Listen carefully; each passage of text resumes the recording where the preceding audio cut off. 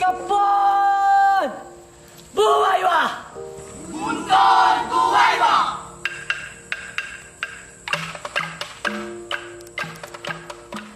Ako po si Umbak Ihim, tribong Buhid, na taga Barangay Lisap. Yan ang lugar namin. Isang araw ang lakad bago makarating sa aming sityo. Walang motor, ni anumang mga sasakyan, walang nakakarating sa amin. Lakad lang talaga yun. Mga produkto namin, pasan-pasan namin hanggang maghapon. YWAM Ships Philippines is part of a global fleet, a Christian medical mission delivering practical help and hope of the gospel to people living in isolated coastal communities. Places that, in many cases, can only be reached by ship.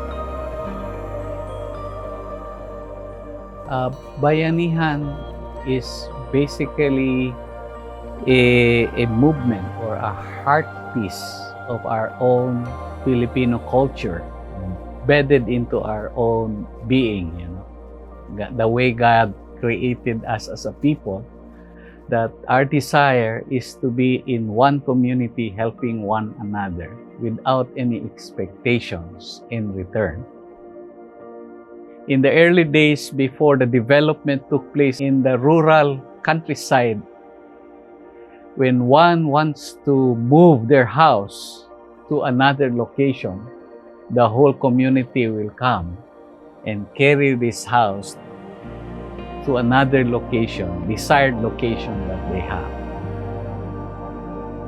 Wala pang tulay ang mga tatawirang ilog at nahihirapan kami sa pagtawid ng mga may sakit, lalo ng aming mga kalakal. Ang mga sakit, yung mga nagkakasakit galing sa aming sityo, yung mga garabi na hindi nakakarating sa ospital, namamatay na sa daan pa lang, lalo sa tag-ulan.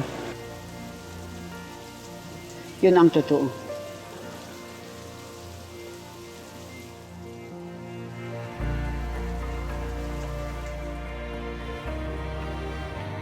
The Philippines is a lush and beautiful country, an archipelago made up of more than 7,000 islands, all mounted like gems along the Pacific Rim.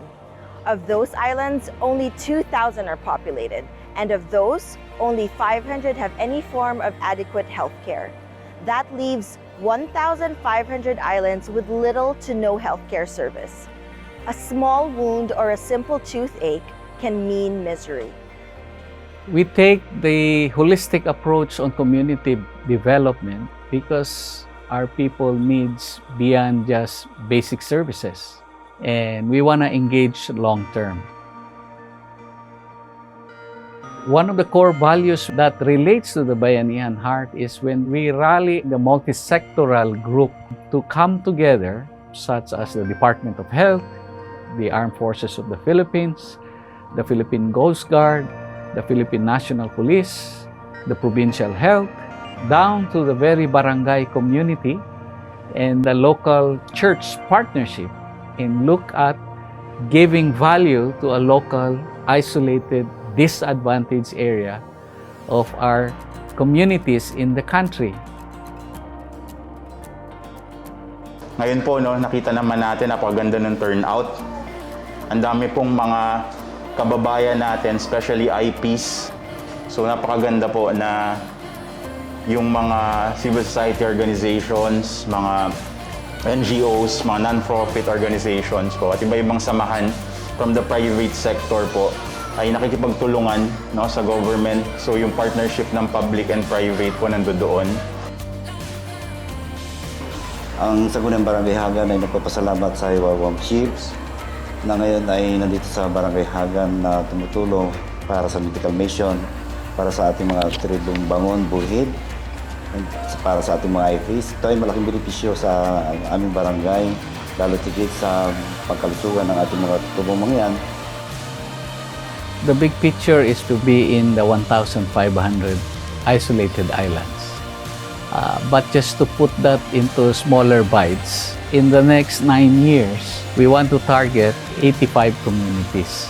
This year, we hope to target around 19 communities. So, Maraming salamat sa inyong pagpunta dito. at pag-unawa sa aming kalagayan bilang mga katutubong buhid na kami ay nahihirapan sa aming mga naramdamang sakit, at maraming salamat sa inyong pagtulong sa amin. Maraming salamat.